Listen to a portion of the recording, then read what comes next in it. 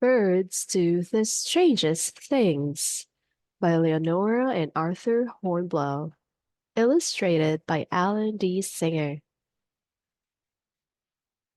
Birds do the strangest things. Chapter 1. The Biggest. On the sandy grasslands of Africa lives the world's biggest bird. It is the ostrich. Some ostriches grow to be 8 feet tall. They all have long, thin necks. They all have long, strong legs.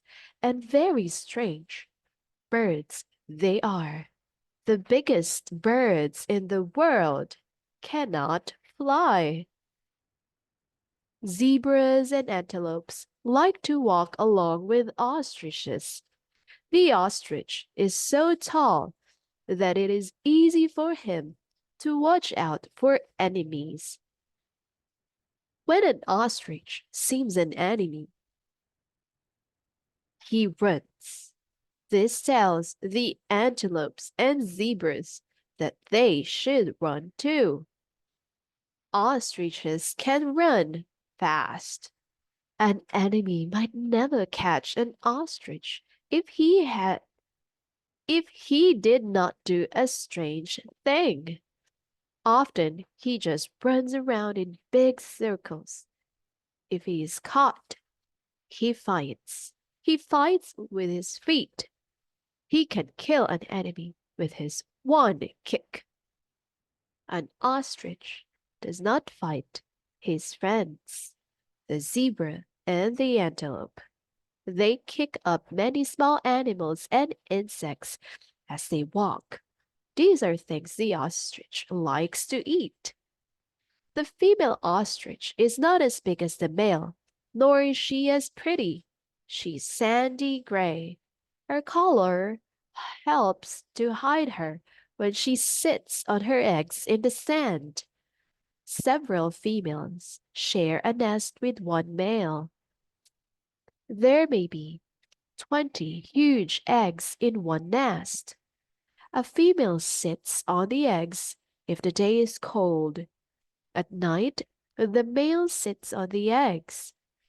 There is a story that ostriches bury their heads in the sand to hide from an enemy. Ostriches would never do such a silly thing. They may rest their heads on the sand while they are sitting on their eggs. Then it is not easy for them to see an enemy. Maybe they hope an enemy can't see them. Chapter 2. The Flying Jewel. The hummingbird is the only bird that can fly backward. He can fly straight up and down and sideways too. He can even fly when he is upside down. And perhaps the strangest of all, he can fly without going anywhere. He is like a tiny helicopter. Hummingbirds are the smallest birds in the world. There are many kinds and they are all beautiful. They are like jewels with wings. Though they are tiny, they are very bold. A hummingbird seems to know that its enemies cannot catch him. He will fight anything. He can even scare away a hawk. A hummingbird eats 50 or 60 meals a day. He flashes from flower to flower. He sticks his long bill into a flower and sips nectar. The hummingbird also eats small insects he finds in the flower. The insects and the sugary nectar give the little birds their great strength and energy. The ruby-throated hummingbird needs all the strength and energy he can get. For every winter, this hummingbird makes an amazing flight. First, he eats and eats to store up food. He gets quite fat. Then, he leaves home. Off he flies for days and days. He flies 500 miles across the ocean to get to a warm place. No one knows how so small a bird can fly so far without food or rest. but the ruby-throat does it every year. Bigger birds can fly farther, but ruby-throat is less than 4 inches long. The ostrich is the biggest bird. He is a good walker and a great runner, but he cannot fly at all. It is strange that the smallest bird flies everywhere. Even to move an inch, he flies. He cannot walk. He does not have to. He can get there faster with those wonderful wings. Chapter 3. Bird About Town. If you live in a city, you have probably seen a pigeon. You may have fed pigeons popcorn in the park. You may have seen them getting on their people's feet in the street. Pigeons have lived near humans for at least 5,000 years. At first, people used them for food. Then they found out a strange thing. Some pigeons, when taken away from their nests, flew right back. This gave someone a good idea. Maybe the pigeon could bring a message back with him. Many pigeons have been trained to do this. They are called homing pigeons. A homing pigeon carries the message in a little tube. The tube is put on the bird's leg. Before radio, the homing pigeon's most important use was in wartime. Pigeons will fly through Pigeons will fly right through smoke and gunfire. They will fly anywhere. Some pigeons have been given medals for bravery by the army. Pigeons don't care about medals. All they want is to get home. Chapter 4. The Flying Submarine. The loon is the best swimmer of all the flying birds. He can swim the fastest. He can dive the deepest. He can stay underwater the longest. His legs are set far back on his body. They help him when he is swimming. The loon is a fine flyer too. He can fly a mile a minute, but he has trouble getting up in the air. He cannot take off from land. He has to run along on top of the water. Sometimes the loon runs for a quarter of a mile to get up enough speed to take off. He also had a hard time landing. He cannot come down on the water softly. He lands with a great big splash. Loons like to be in the water. They can hardly stand up on land. But loons have to come out of the water to lay their eggs. They make a nest for their eggs on land. After the eggs hatch, the baby loons go into the water. Their parents take them. They want to teach the babies to swim.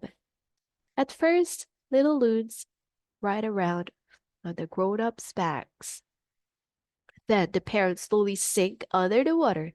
Only their heads show, but the babies know that their parents are below them. Soon the little loons learn to swim alone.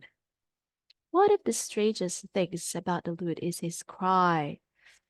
It may sound like a terrible scream for help or a ghost laughing on Halloween. It is a very scary sound. There is an old saying, crazy as a loon. But the only thing crazy about the loon is the noise he makes. Chapter 5. King of the Air. The bald eagle is the mighty hunter of the sky. People have always admired him. Few birds can fly as high as the eagle. He circles in the air looking for food. When he is a mile up in the sky, he can see a rabbit on the ground. He can see a fish from up there too.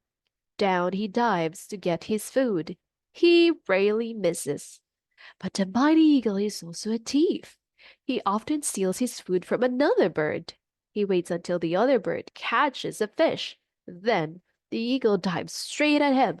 The other bird is often frightened by the eagle, so he drops his fish. The eagle will catch the fish before it hits the ground.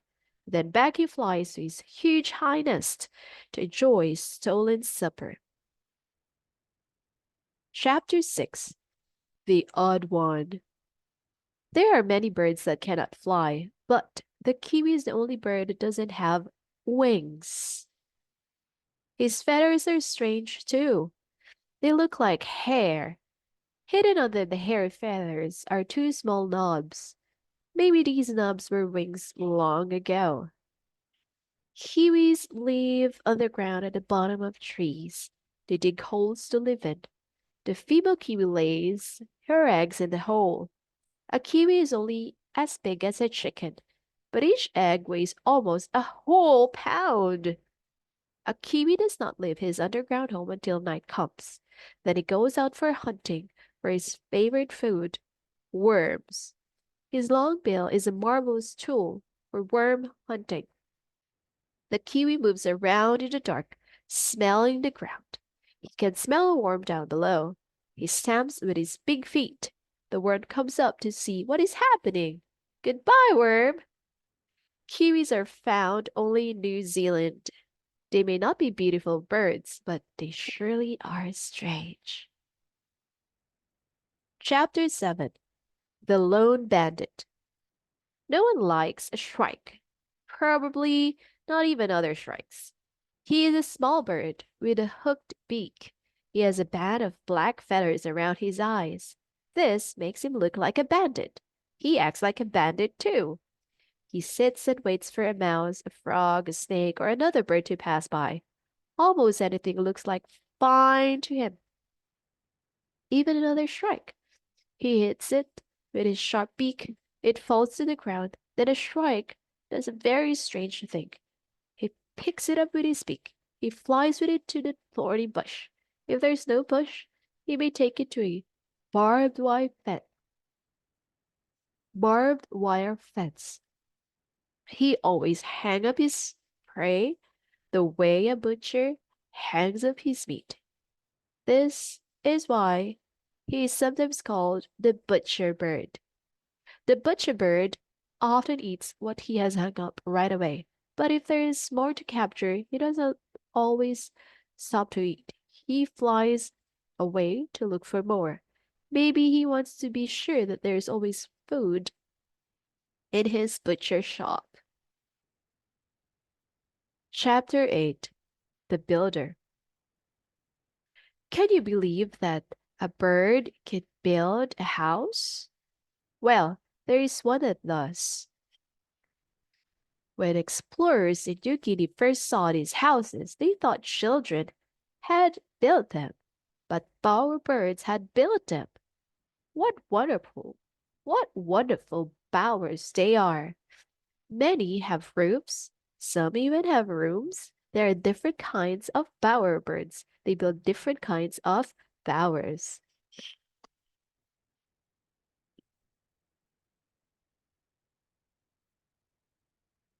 One kind of bowerbird makes a garden of moss around a tree.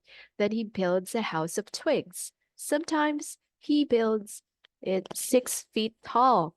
He puts leaves and moss and ferns all around. He makes little piles of berries, stone, shells, and flowers. When the flowers die, he throws them out and brings fresh ones.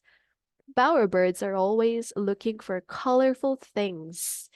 They will even steal them from another bird bower. The blue satin bowerbird starts his bower with a mat of twigs. In the middle of the mat, he builds 2 walls of twigs. The blue satin bowerbird seems to like the color blue. He decorates his bower with blue flowers and blue feathers, blue shells and blueberries. Everything he puts in his house is blue.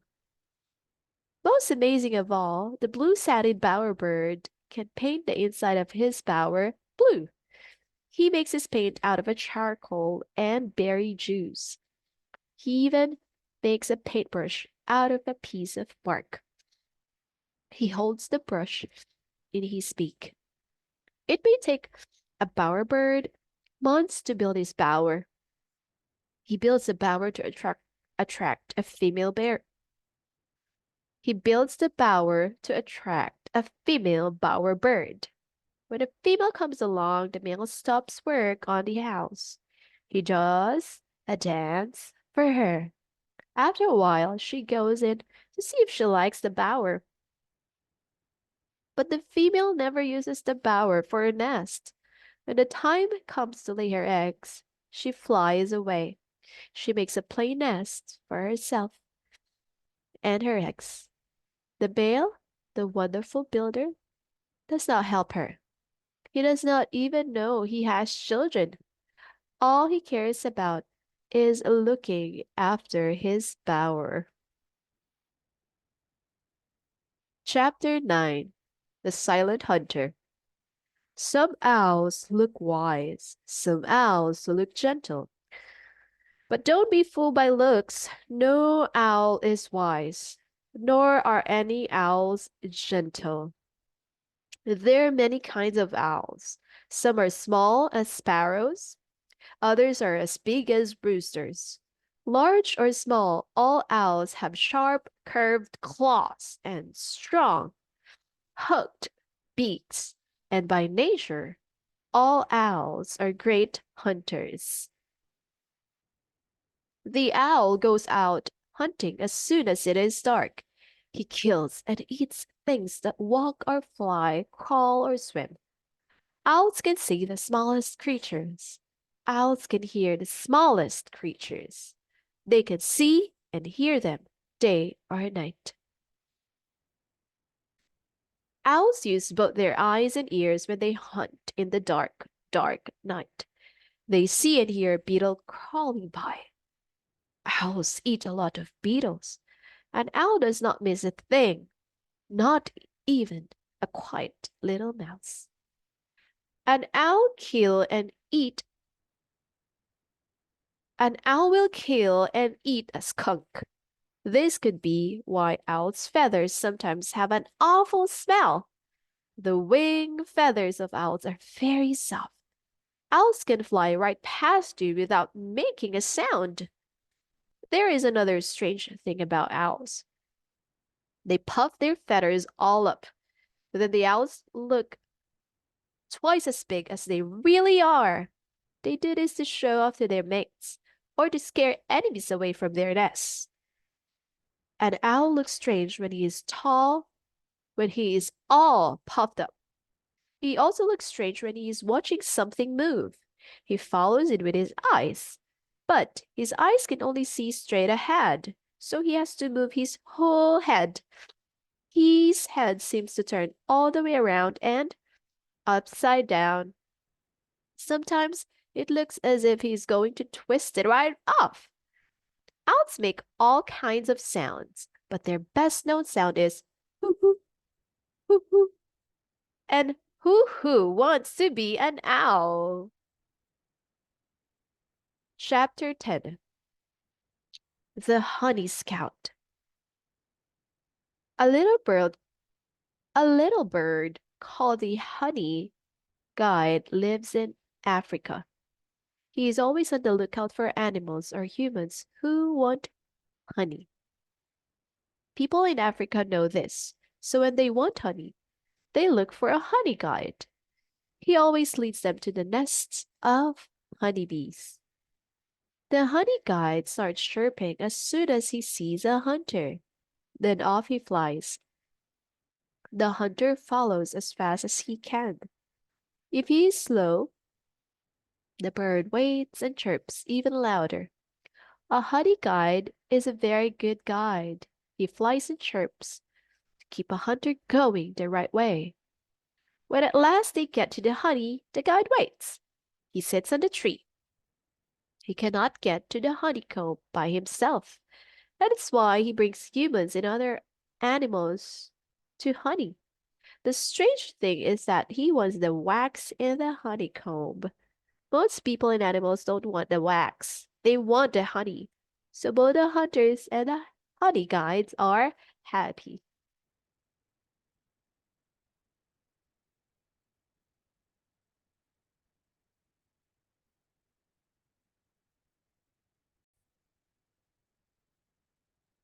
The Beach Cleaner, Chapter 11. Herring gulls are called sea gulls, yet they live near lakes and rivers too. They rarely go far out to the sea. Sometimes gulls will follow a ship for miles. Not because they like the sea or the ship. What they like is the leftover food that people throw overboard. Gulls are great garbage collectors. Most of the time, gulls stay around docks and beaches looking for food. When a gull finds something, he eats it.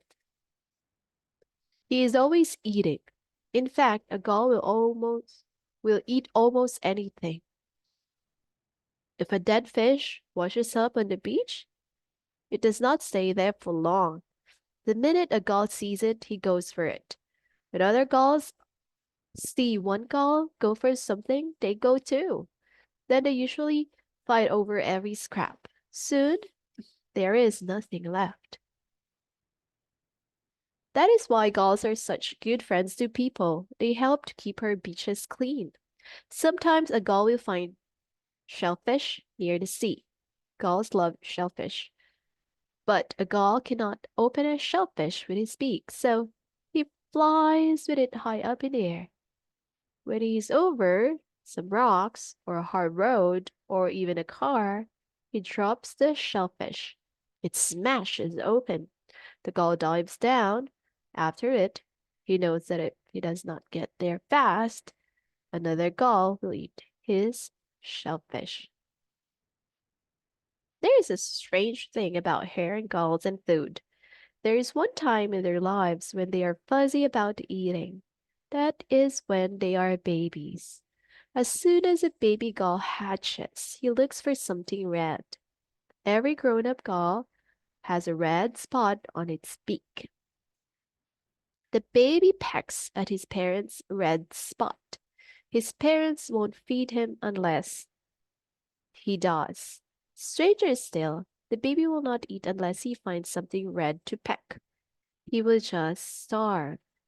You can try to feed a baby gull, but first you must show him something red. Almost any red thing will do. By the time the baby leaves the nest, he is no longer fuzzy about pecking something red or about his food. Off he flies to help keep the beaches clean. Chapter 12. Hammerhead. If you watch a woodpecker in the woods, you will see him slowly hopping up the side of a tree. He stops. He puts his head to one side. He listens. He is listening for the sounds of insects inside a tree. If he hears any, he leans back on his stiff tail. Then rat-a-tat-tat-tat. He pounds with his sharp beak. He makes a small hole in the tree. Into the hole goes his long, sticky tongue. Out come the insects. The woodpecker gets a tasty meal and helps the tree get rid of pesky bugs. No other bird can use its head as a hammer. No other bird has such a hard head. The woodpecker doesn't hammer just to get insects. Hammering is also one of his ways of talking. He has a voice, but usually he hammers on roof or dead logs to let other woodpeckers know he is there. He is hammering. His hammering will let you know he is there too. Go have a look at him. He may be hammering a big hole in the tree, and when it is big enough, he and female woodpecker will probably use it as a nest. Some woodpeckers use the same nest for many years in a row. They line the nest with chips of wood, and in it they will raise lots of little hammerheads. The Oily Bird, Chapter 13. The oily bird loves the dark. He makes his nest inside the darkest cave he can find. Bats live in these same caves with him. Hundreds of oil birds and bats fly around together in the blackest caves. They never hit anything. Like the bat, an oil bird can send out signals as he flies. The signal is a ticking sound. The ticking sound hits whatever is in front of him and then echoes back. The echo tells the oil bird something is ahead. As soon as the sun goes down, the old birds fly out of their caves and into the dark forest. There they eat fruits and nuts from palm trees. These nuts are very oily because the old bird eats nuts all the time. He gets oily too. That is why he's called the oil bird. The oil bird will fly for miles looking for food. Sometimes he flies as far as 50 miles, but he is sure to be home again before the sun comes out. Chapter 14. The Show Off. To win a peahen's attention, the peacock does a strange and wonderful thing. He opens his tail feathers like a great big fan. It is the most remarkable sight in the world of birds. The peacock seems to know it. He poses for the peahen. He parades like a soldier, and to finish the show, he does a little dance. The peahen makes believe she does not see him.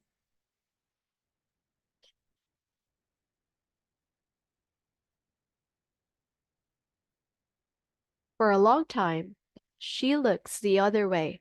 Then she begins a dance of her own. She runs in front of the peacock, and she runs behind him. She does this again and again. Now the peacock knows he has won her with his beauty. The peacock is a member of the chicken family. He is prettier, but his little cousin, the chicken, is much more useful to people. In fact, the chicken is perhaps the most useful bird on earth. Never tell that to a peacock.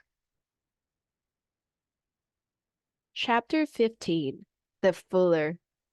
The European cuckoo is one of the birds whose call is its own name.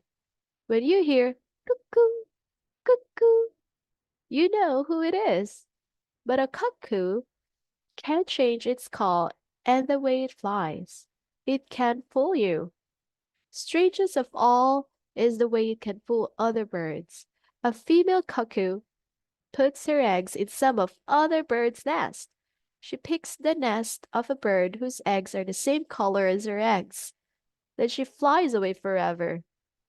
The other poor bird hatches the cuckoo eggs. When the baby cuckoo hatches, it is almost always bigger than the other babies in the nest. It may even grow bigger than the bird who hatched it. But she still thinks it is her own child. She keeps on feeding it. As soon as the little cuckoo learns to fly, it leaves the nest. It goes to meet other cuckoos. They may be hundreds of miles away, but the young cuckoo finds them. This is one of the strangest things that happen in the world of birds. Chapter 16. The Hideaway Bird. There are many kinds of birds' nests, but the strangest of all is the hornbills. Two hornbills find a tree with a hole in it. The female bird climbs in. Then they plaster the front of the hole. They make the plaster out of mud. It is very strong. They leave a little opening. It is just big enough to let the male feed the female. He feeds her while she sits on her eggs. Nothing can get at her or her eggs in her sealed up nest. The little hornbills are hatched in the hole. The father feeds his sealed up family. His tail gets worn from rubbing against the tree. He gets tired and thin. After 2 or 3 months, the mother breaks out. She is fat and has grown a new set of feathers. She is stiff from sitting in such a small space, but she takes over the feeding of the babies. It is hard to believe that sometimes the babies plaster themselves back into the hole. Not the mother. She is glad to be out. Chapter 17. All Dressed Up.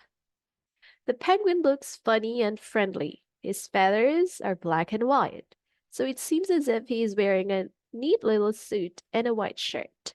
He stands up straight on his short legs. He looks like a little person all dressed up. Not all penguins are little. The biggest is the emperor penguin. He may grow to be 4 feet tall. The emperor penguin lives near the South Pole, far, far away from people. It is always cold there. In his whole life, the emperor never touches dry land. He is always on ice and snow, or in the cold water. It is a wonderful sight to see penguins marching across the ice. They usually waddle along in a line, one by one. Sometimes they drop down on their stomachs and push themselves along in their feet and wings.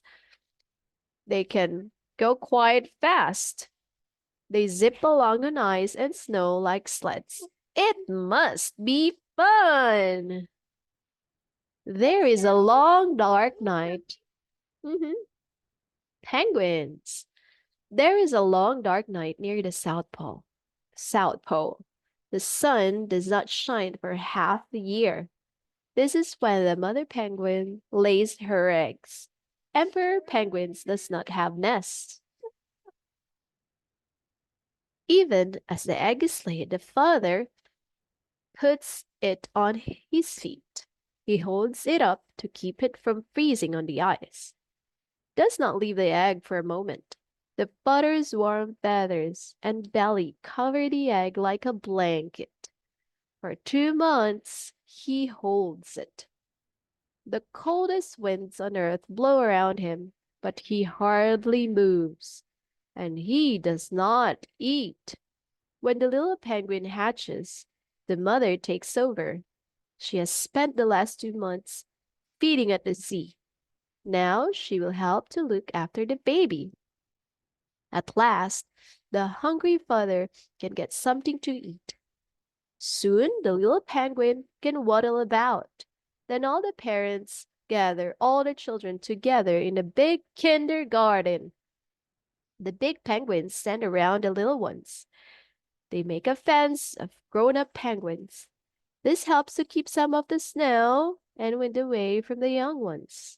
The little penguins will never learn to fly. Penguins' wings are too small, but penguins are wonderful swimmers, and their wings help them with the cold in the cold. Their wings help them in the cold, rough sea. They play in the waves. They dive for food, but they don't stay under very long. They have to come up for air. The penguin is a strange the penguin has a strange way of getting out of the water. He dives down under the water. Then he swims toward the shore as fast as he can. Just before he reaches the land, he jumps out. He may jump 6 feet in the air, but he always lands on his feet. He goes back in the water when he gets hungry. He does not know how to eat on land. This can make life hard for a penguin if he is taken to a zoo. He has to be taught to eat the fish that are thrown to him or given to him. Sometimes this takes weeks, but he always learned.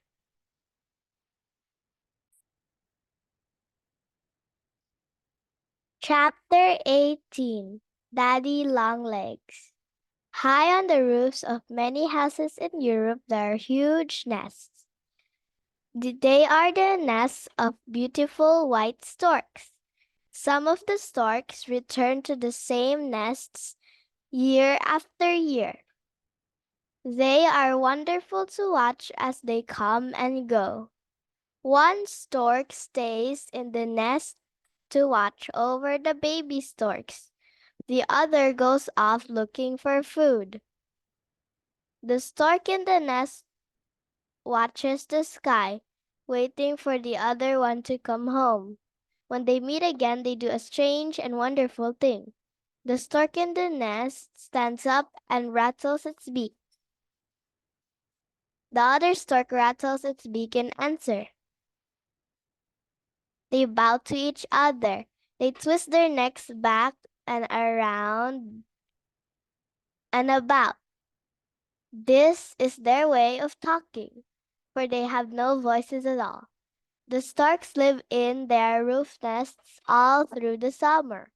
But when the cold days begin, they meet out in the fields. There they stand.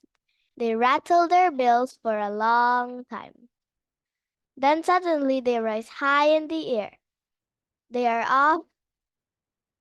They are off on one of the greatest trips in the world of birds. The young storks leave first. They have never taken this trip before. There is no one to show them the way, but they know just where they are going. They are going to Africa, 6,000 miles away. The people are sad to see them go. They love to have storks living upon their roofs. They believe that it is good luck to have a stork on their house. They hope the storks will build nests in them when they come back. If they do, the people are very happy. It is fun to have another family on their roof.